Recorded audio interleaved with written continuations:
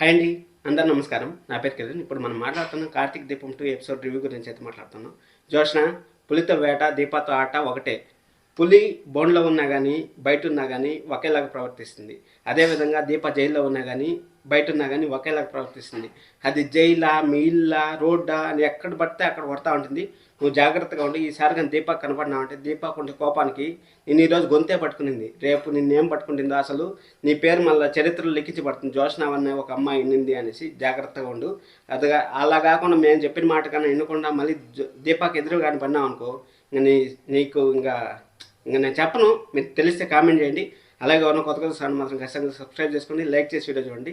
ఇంకా కోర్ట్ ఎపిసోడ్లో అయితే మాత్రం నెక్స్ట్ లెవెల్లో ఆడిపోతున్నాయి. ఎందుకంటే మనకు విలన్ ఎంత పవర్ఫుల్గా ఆధారాలు చూపిస్తే మనము అంత పవర్ఫుల్గా ఆధారాలు చూపించాలి.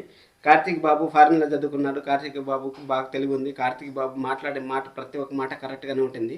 ఎందుకంటే దీపాన్ని కాపాడుకోవాలనేసి కార్తీక్ బాబు తపన ఆత్రత ఎంత బాధపడుతూ ఉన్నాడు అంటే నెక్స్ట్ లెవెల్లో బాధపడుతూ ఉన్నాడు. మన దీప అయితే మళ్ళీ బుద్ధి లేని పని చేసింది. బుద్ధి లేని పని చేసినా కానీ జోష్నకైతే అలాగే గుణపాఠం చెప్పాలి. ఎందుకంటే మంచిగా చెప్తే అమ్మా మారమ్మా అనేసి మంచిగా చెప్పినాం అనుకో, ఎవడు మాటరు.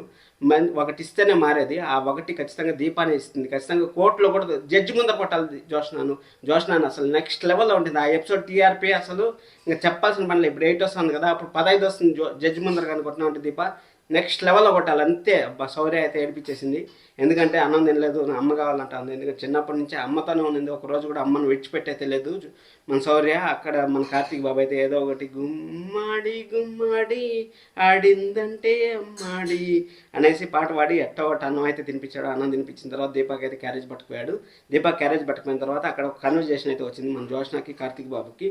నీ వల్లనే అంతా జరిగింది, నీ ఒక్కదాని వల్లనే అంతా జరిగింది. అసలు జోష్నని చూస్తా ఉంటే రక్తం బరబర బరబర మరిగిపోతావు. నిజంగా ఆ విధంగా ఉంది.